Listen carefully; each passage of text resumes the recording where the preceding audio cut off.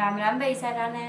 आज श्रावण मातम में आपका फिर से स्वागत है। आज हम पढ़ाएंगे 9वां अध्याय। 9वें अध्याय में शुक्रवार की कथा। भगवान शंकर ने सनत कुमार से कहा, अब मैं तुम्हें शुक्रवार की व्रत कथा सुनाता हूँ, जिसे सुनकर प्राणी समस्त विपत्तियों से छूट जाता है। पांडव वंश में एक राजा था जिसका नाम सुशील था। उसके यहाँ कोई संतान नहीं थी। उसकी पत्नी का नाम सुकेशी था। पुत्र न होने के कारण वह उदास रहने लगी। रानी स्त्री स्वभाव के कारण हर महीने कपड़ों को अपने पेट पर बांधकर पेट की वृद्धि करती रही। इसी प्रकार साहस के कारण सब प्रसूति के अनुसार सुकेशी किसी गर्भवती स्त्री को खोजती रही। संयोगवश उसने गर्भवती पुरोहित की पत्नी को देखा। कपटी रानी ने प्रसव के समय में दाई को कार्य करने वाली अन्य किसी स्त्री का इस काम के लिए नियुक्त किया। उस दाई को एकांत में बहुत सा धन दिया और अपने गर्भ के अनुसरण की सब बातें उसे कह सुनाई। पुरोहित की पत्नी का प्रसव का समय नजदीक आया। यह सुन उसी तरह दाई ने भी अपना वचन का पालन किया। पुरोहित की पत्नी दाई की बात न जानती थी, अतः वह दाई की बातों का पालन करती रही। दाई ने पुरोहित की स्त्री के नेत्रों पर पट्टी बांध दी और उत्पन्न हुए पुत्र को रानी के पास भेज दिया। इस प्रकार रानी के पास उस पुरोहितनी के पुत्र के पहुंच जाने की किसी को कानो कान खबर न हुई। इस नाटक को कोई न जान सका। रानी अपनी दासियों द्वारा राजा को खबर करा दी कि उनके यहाँ लड़का पैदा हुआ है। उधर दाई ने पुरोहितनी के नेत्रों से पट्टी खोल दी और अपने साथ एक मांस की पिंडी लाई थी। दाई ने पुरोहितनी को वह मांस की पिंडी दिखाते हुए कहा, यह अनिष्ट हुआ है, अपने पति से इसकी शांति करवाना। पुत्र नहीं हुआ तो ना सही, तुम्हारे प्राण तो बच गए। पुरोहित की स्त्री सोचने लगी, कहीं दाई ने मेरे साथ कपट तो नहीं किया। राजा ने जब पुत्र उत्पन्न होने की बात सुनी तो जात कर्म आदि करके ब्राह्मण को गज, अश्व, रथ आदि दान दिए। जो बंदी खाने में बंद थे उन्हें सबको छोड़ दिया। राजा ने उसका नाम प्रियव्रत रखा। श्रावण मास प्रारंभ होने पर पुरोहित की स्त्री ने शुक्रवार के दिन भक्ति द्वारा जीविंतिका की पूजा अर्चना की। दीवार पर बहुत से लड़कों के सहित जीविंतिका की तस्वीर बनाई और 5 दीपक जलाकर पुष्पमाला से पूजा अर्चना की।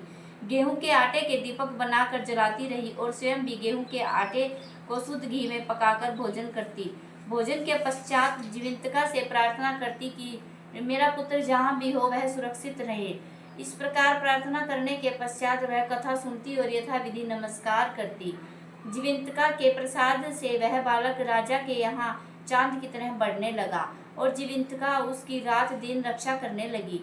कुछ समय बाद राजा का स्वर्गवास हो गया। पितृभक्त पुत्र ने पिता की परलौकिक क्रिया संपन्न करवाई।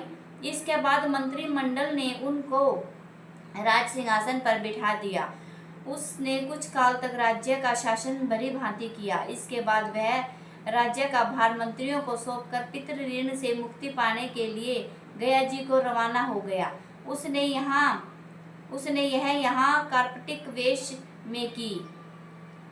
रास्ते में वह किसी गृहस्थी के यहाँ ठहर गया। उसी गृहस्थी के यहाँ पुत्र हुआ था। इससे पहले के 5 पुत्रों को षष्ठी देवी ने मार डाला, परंतु इस बालक को षष्ठी देवी नहीं मार सकी। यहाँ राजा के वहाँ रहने के कारण जीविंतिका देवी उसकी रक्षा करती रही। गृहस्थ ने जब अपने लड़के को जीवित अवस्था में देखा तो उसको पक्का विश्वास हो गया कि यह बालक अतिथि राजा के कारण ही जीवित रहा है। उसने राजा से एक दिन घर पर ठहरने की कृपा की, क्योंकि आपकी कृपा से ही मेरा छठा पुत्र जीवित है। गृहस्थ के प्रार्थना पर राजा एक दिन के लिए वहां रुक गया। फिर वह गया जी को चला गया और वहां पिंड देने लगा। पिंड देते समय उसे बड़ा ही आश्चर्य हुआ। उसने देखा कि पिंड को ग्रहण करने के लिए 2 हाथ बाहर निकले हैं। एक विद्वान ब्राह्मण से उसने पूछा कि यह सब क्या मामला है। ब्राह्मण बोला, यह दोनों हाथ तुम्हारे पिता के ही हैं। घर जाकर अपनी माता से पूछना कि ऐसा क्यों हुआ है, तुम्हारी माता तुम्हें बता देगी। लौटते समय राजा फिर उस गृहस्थी के यहाँ ठहरा। उसके यहाँ अब दूसरा पुत्र पैदा हुआ था जो केवल 7 दिन का था। इस लड़के को लेने जब षष्ठी देवी आई तो जीविंतिका देवी ने उसे बालक को नहीं जाने दिया। षष्ठी देवी ने जीविंतिका देवी से पूछा कि आप इस लड़के को क्यों बचा रही है। इसकी माँ ने कौन सा व्रत किया है जो दिन रात आप इसकी रक्षा करती रहती हैं। राजा भी उस समय जाग रहा था। वह दोनों देवियों की बात सुन रहा था। वह नींद का बहाना करके वहां पड़ा रहा। जीविंतिका बोली, इसके यहाँ जो अतिथि ठहरा हुआ है उसकी माँ श्रावण मास के महीने में शुक्रवार के दिन मेरा पूजन तथा व्रत नियमानुसार करती है। वह नियम क्या है और किस प्रकार किया जाता है, सब कुछ तुम्हें बताती हूँ। इस राजा की माँ उस दिन हरे वस्त्र और हरे रंग की चूड़ियाँ पहनती है। चावल के धोवन को कभी भी नहीं लांघती। हरे पत्ते के मंडप के नीचे नहीं सोती। हरे रंग का साग सब्जी नहीं खाती। यह सब कुछ वह मेरे लिए ही करती है, इसलिए मैं उसके पुत्र की रक्षा करती हूँ। षष्ठी देवी और जीविंतिका देवी का वार्तालाप सुनकर राजा सुबह उठकर अपने राज्य को आया। राजा ने अपनी माता से पूछा, हे माता, आप जीविंतिका का व्रत करती है तो उसकी क्या विधि है? राजा की माता ने उत्तर दिया, मैं जीविंतिका का व्रत नहीं करती, इसलिए उसकी विधि का मुझे ज्ञान नहीं है। यह सुनकर राजा को बड़ा ही आश्चर्य हुआ और सोचने लगा कि मेरी माता कौन है। राजा ने गया यात्रा के फल प्रत्यार्थ ब्राह्मणों तथा सुहागिनों को भोजन कराने की इच्छा प्रकट कर उनके यहाँ हरे वस्त्र, हरी चूड़ियाँ आदि परीक्षार्थ भिजवाए। दूत ने सबके यहाँ संदेशा दिया कि आप सब राजा के यहाँ भोजन करने आए। पुरोहित की पत्नी ने राजदूत से कहा, मैं हरे रंग की कोई चीज नहीं लेती। राजा को यह समाचार मिलने पर पुरोहित अपनी पत्नी के लिए लाल वस्त्र और लाल चूड़ियाँ भेजी। पुरोहित पत्नी ने उन चीजों को ले लिया और राजमहल में आई। पुरोहित पत्नी को देखकर राजा ने हाथ जोड़कर उसका अभिवादन किया और नियम पालन करने का कारण पूछा। उसने इसका कारण शुक्रवार का व्रत बताया। राजा को देखकर उसी समय उसके स्तनों से मात्र प्रेम के भाव के कारण दूध निकलने लगा। उस दूध से राजा भली भांति सिंचित हो गया। गया में 2 हाथ निकले थे तथा रास्ते में गृहस्थी के यहाँ देवी की बातचीत और सतनों से दूध निकलने से राजा को पक्का विश्वास हो गया कि यही उसकी माता है। राजा ने पूछा, हे माते, भय मत करो और मुझे मेरे जन्म का सही हाल बताओ। सुकेशनी ने उसके जन्म की तथ्य सारी बातें बता दी।